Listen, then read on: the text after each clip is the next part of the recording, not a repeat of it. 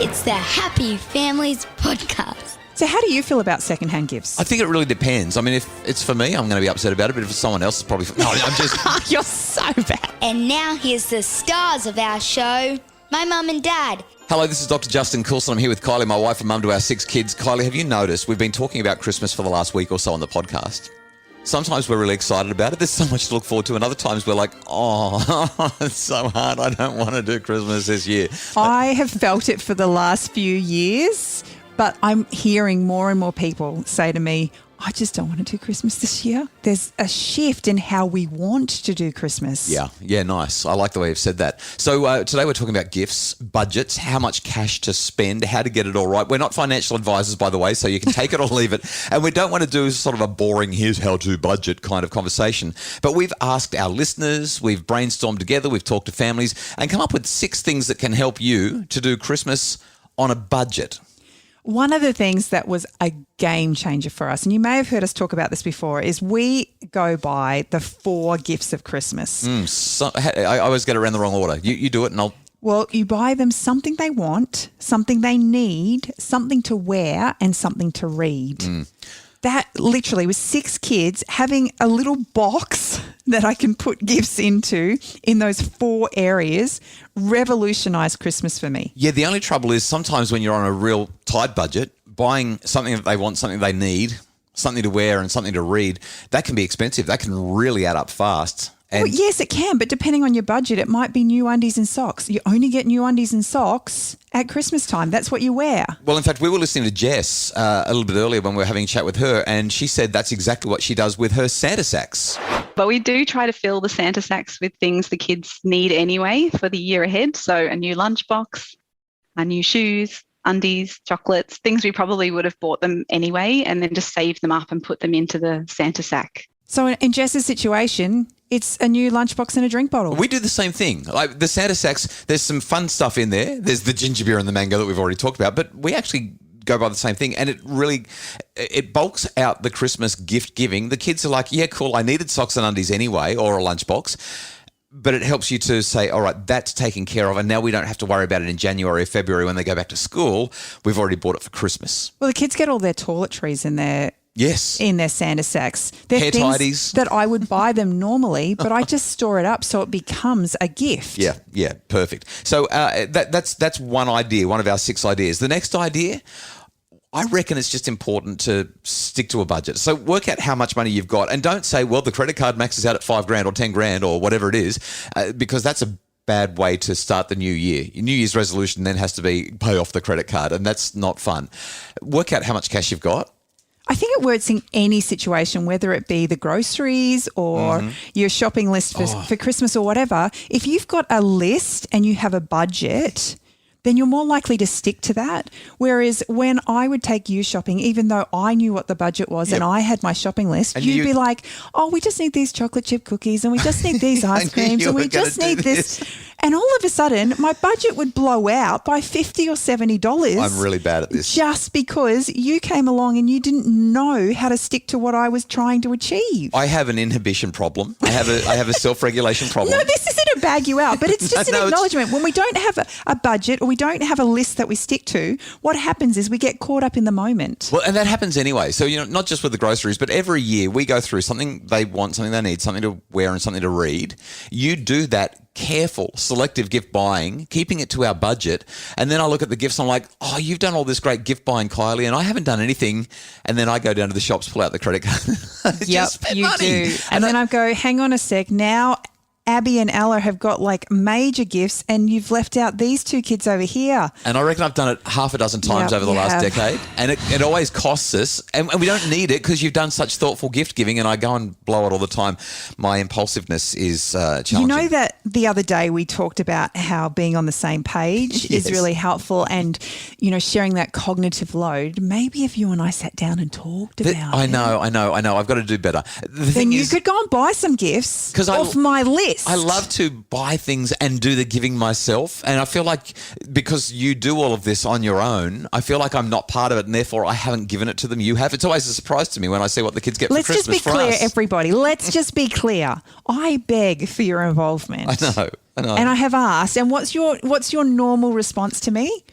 I've just got to finish this email. I don't have the headspace. I don't have the If you could headspace. just take care of it. Do you have any idea how much work I've got to do? Whatever you want, honey. Just you do it and Yeah. I'll be really grateful. All right, so that's the second idea. First idea is buy essentials and use them in the Santa sack, or find other ways to gift them as part of the something to wear, something they need, something they want, something to read. I got it around the wrong way, didn't I? And the second thing is actually stick to a budget. Work out what your budget's going to be and stick to it. Now, this leads into, it sort of dovetails with our third idea. Determining who you're going to give to. Right. So you want to give to everybody, but if you've only got a budget of, let's say, $1,000 for argument's sake, you just can't give to everybody. Well, you can, but giving looks different in different situations. Okay, I like the way you said that. That's great. So if you want to stick to your budget, then you need to look at who are the most important people in this scenario that you want to give to. Uh-huh. As a parent, I'm going to suggest it's going to be your children that you want to give to. I can't believe you didn't say me. Oh, you're hilarious. Mister, I'll just go and buy what I want when I need it. Stop it. Don't be like that. I get in trouble for that all the time. Okay, but then you've got extended family members. And so there's just on extended family. So there are 20 grandkids on my parents' side.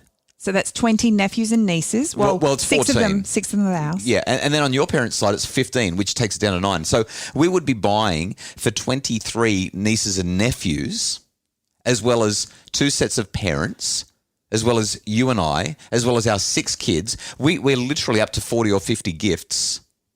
Or 40 or 50 people that we're buying for. Like it's astronomical. So when you're making the list, you kind of need to work out, in our family, our extended families, we do like what do you call it? A Kris Kringle Secret Santa sort of thing? Secret Santa. So the kids buy for one another. Well, in the beginning, it was adults bought for adults. But as we've gained more children in the family, what we determined was that we wanted the kids to be a part of the giving. Yeah, and the adults were all too hard to buy for anyway. Yeah, we all decided when we want something, we get what we want anyway. So let's let the kids be a part of the giving process. And that's been fantastic.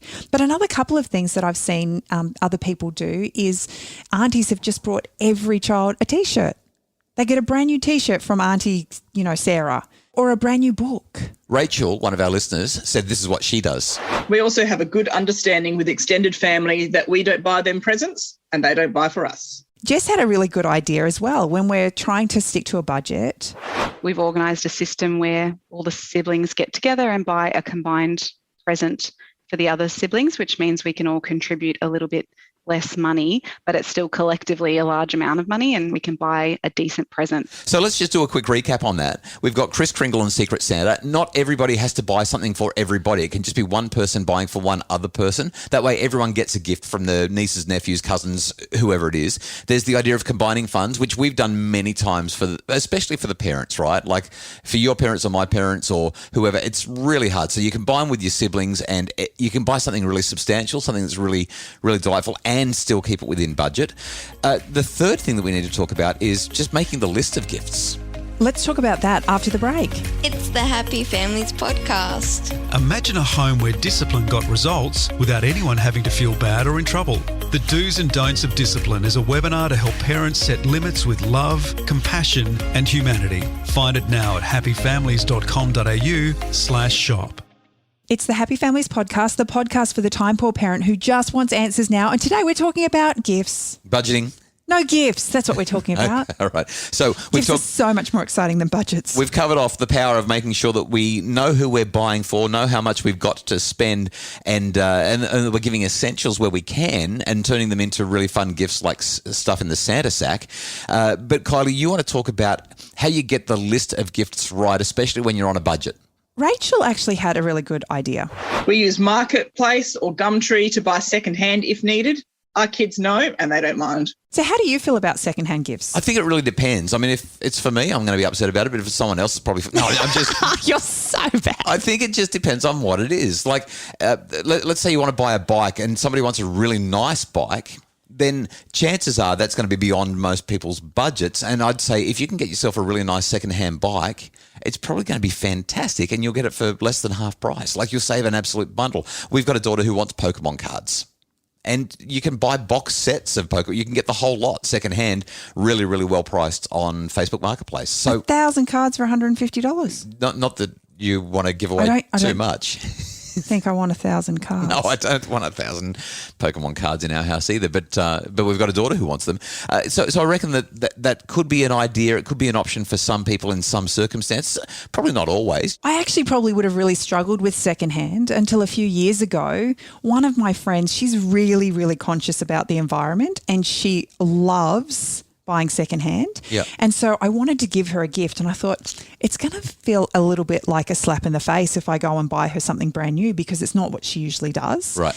And I knew that her family wanted a soda stream. And so I got on Marketplace and somebody literally had brought a brand new soda stream maker and realised that they actually just didn't like it. So I decided I'd get her that. It didn't come in a box, but I got to wrap it up in a pretty parcel for her and gift it to her family. And she loved the fact that I had gone to the effort of going secondhand. Yeah, I love how it's harder to get stuff secondhand, and yet it made a bigger impact. She was grateful for that. So I guess it comes down to value systems and what people's expectations are. But secondhand's an option.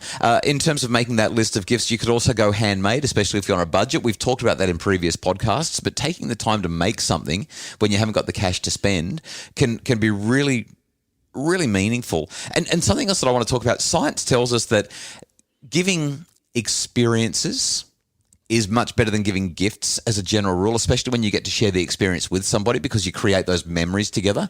But if you can't give an experience or you're not quite sure what to give, especially if you don't know them well, some researchers have discovered that giving a voucher is incredibly effective. People love it when they get a voucher because then they can go and spend the money on something that they really value and they still know that you've thought of them. Plus, if you give vouchers, you get to allow them to take advantage of like the Boxing Day sales and that kind of thing. So when you're making that list of gifts, don't discount the power of a voucher, especially for somebody that you might not be really well acquainted with or just not sure what to get them. Well, Lisa had a really good point when it comes to gift giving. We try and buy one good gift that we know that they're going to use, enjoy, and will create an experience for our family. Ever since our kids were young, that has been our motto 100%. I would rather our children get one beautiful gift that's great quality, might have cost us a little bit more, but knowing that I could pass that one down. Right, yeah, exactly. There were more than one kid who was going to enjoy this. We'll get multiple childhoods out of that one gift rather than getting something that's going to be ruined by New Year's Day. Yeah, totally. So I'm with Lisa on that one. Quality versus quantity when it comes to Christmas on a budget. Sometimes it's worth spending a touch more, even if you end up with a little less because of the longevity of it. And our last idea. Utilising sales and laybuys can really help when you're trying to manage your budget at Christmas time. Well, we really hope that these ideas are helpful for you if you're doing Christmas on a budget like most of us. In fact, we've got an idea that might help you with your Christmas on a budget in the happyfamilies.com.au online store. This will be useful for you if you're in Australia or even if you're overseas and you've wanted to get any of our digital products. We are bundling all of our digital products. We're talking well over $1,000 worth of digital products. It's our summits, our online programs, all of the videos in our video library, and a whole lot more. Normally, more than $1,000 worth there, well over. We're offering it to you in the Happy Families shop. No coupon required. It's literally just there as a Happy Christmas mega bundle, and we're giving it to you for $197. All digital products for just $197 up till Christmas Eve. Dive into happyfamilies.com.au for the info that you need about that one. The Happy Families podcast is produced by Justin Rulon from Bridge Media. Craig Bruce is our executive producer. And if you would like more info about making your family happier, especially that mega Christmas bundle for $197, check it all out at happyfamilies.com.au.